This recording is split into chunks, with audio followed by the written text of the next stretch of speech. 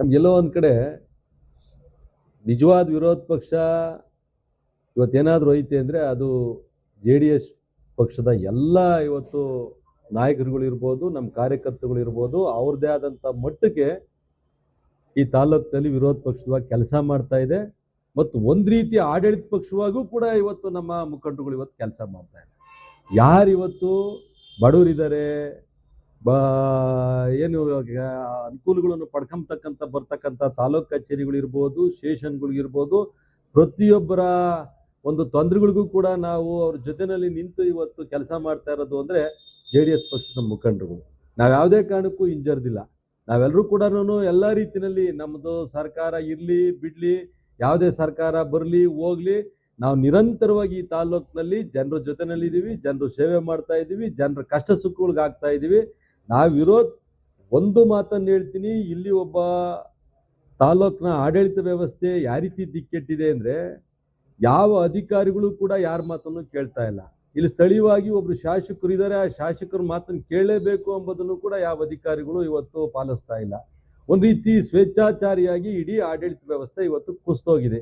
ಇಂಥ ಸಂದರ್ಭದಲ್ಲಿ ಆ ಒಂದು ಶಾಸಕರಿಗೆ ಜವಾಬ್ದಾರಿ ಇರಬೇಕಾಗ್ತಕ್ಕಂಥದ್ದು, ಜನಸಾಮಾನ್ಯರಿಗೆ ಕೆಲಸವನ್ನ ಮಾಡಿಕೊಡ್ಬೇಕು, ಅವ್ರು ಸೇವೆ ಮಾಡಬೇಕು ಅಂತಕ್ಕಂಥದ್ದು ಅವ್ರಿಗೆ ಇರಬೇಕಾಗ್ತದೆ. ಮತ್ತೀಗಾಗಲೇ ಸುಮಾರು ವರ್ಷಗಳಿಂದ ನಾನು ಈ ತಾಲೂಕಿನಲ್ಲಿ 25,000 30,000 ನನ್ನ ಅಕ್ಪತ್ರಗಳನ್ನು ಕೊಡ್ತೀನಿ ಅಂತೇಳಿ ಇಲ್ಲಿವರೆಗೂ ಕೂಡ ಯಾರಿಗೂ ಕೂಡ ಒಂದು ಅಕ್ಪತ್ರವನ್ನು ಕೊಡ್ತಕ್ಕಂಥ ಒಂದು ಮಟ್ಟಿಗೆ ಈ ಆಡಳಿತ ವ್ಯವಸ್ಥೆ ಇವತ್ತು ಹೋಗಿಲ್ಲ. ಈಗಾಗಲೇ ನೀವೊಂದು ಬಹಳ ಮುಖ್ಯವಾಗಿ ಪ್ರಶ್ನೆ ಕೇಳಿದ್ದೀರಾ. ಇವತ್ತು ನಮ್ಮ ರೈತರುಗಳು ಕೆರೆನಲ್ಲಿ ಇವತ್ತು ಹೂಳೆತ್ತಬೇಕು ಅಂದ್ರೆ ಅವ್ರಿಗೆ ನಿರ್ಬಂಧ ಇರ್ತಾ ಇದ್ದಾರೆ.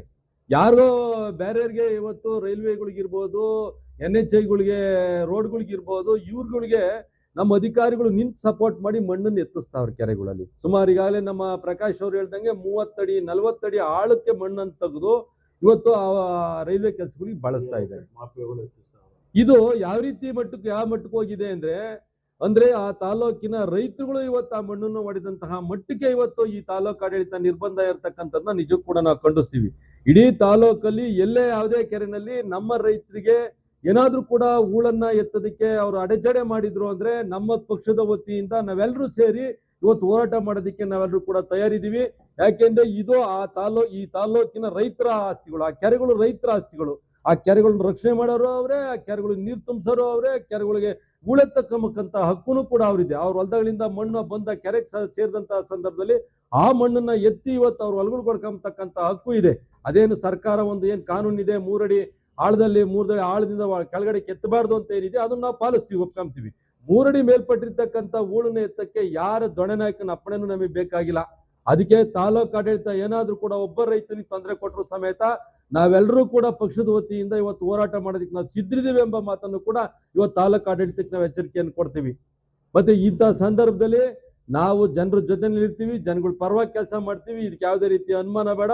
ನಾವೆಂಥದೇ ಇವತ್ತು ನಮ್ಮ ಜನಗಳಿಗೆ ಈ ತಾಲೂಕಿಗೆ ಅನ್ಯಾಯ ಆಗ್ತೈತೆ ಅಂದ್ರೆ ನಮ್ಮ ಪಕ್ಷದ ವತಿಯಿಂದ ಮೊದಲದಾಗಿ ನಾವು ನಿಂತು ಹೋರಾಟ ಮಾಡ್ತಕ್ಕಂಥ ಇವತ್ತು ಮುಂಚೂಣಿನಲ್ಲಿ ನಾವೆಲ್ಲ ಪಕ್ಷ ಇರ್ತೈತೆ ಎಂಬ ಮಾತನ್ನು ಕೂಡ ಈ ಸಂದರ್ಭದಲ್ಲಿ ಹೇಳಕ್ ಬಯಸ್ತೀನಿ. ನನಗೆ ಥೈರಾಯ್ಡ್ ಇದೆ, ದಪ್ಪ ಆಗ್ತಾ ಇದೀನಿ. PCOD ಪ್ರಾಬ್ಲಮ್ ಇದೆ, ದಪ್ಪ ಆಗ್ತಾ ಇದೀನಿ. ಜೊತೆಗೆ BP ಶುಗರ್ ಸಮೇತ ಇದೆ, ನಾನು ದಪ್ಪ ಆಗ್ತಾ ಇದೀನಿ. ನಾನು ಸಣ್ಣ ಆಗ್ಬೇಕು ಅಂತ ಯೋಚನೆ ಮಾಡ್ತಿದ್ದೀರಾ? BP ಶುಗರ್ ಕಂಟ್ರೋಲ್ ಆಗೋ ಜೊತೆಗೆ ಥೈರಾಯ್ಡ್ ಕಂಟ್ರೋಲ್ ಆಗ್ಬೇಕು, PCODನೂ ನಾರ್ಮಲ್ ಆಗ್ಬೇಕು ಅಂದ್ರೆ ನಮ್ಮ ಜೀನಿ ಸ್ಲಿಮ್ ನ ಯೂಸ್ ಮಾಡಿ ಯಾವುದೇ ಸೈಡ್ ಎಫೆಕ್ಟ್ ಇಲ್ದಂಗೆ ಸಣ್ಣನೂ ಆಗ್ತೀರಾ, ಹೆಲ್ತಿಯಾಗೂ ಇರ್ತೀರಾ.